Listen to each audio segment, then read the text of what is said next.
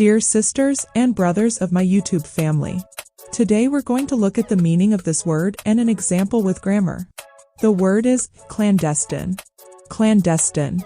Clandestine means secret.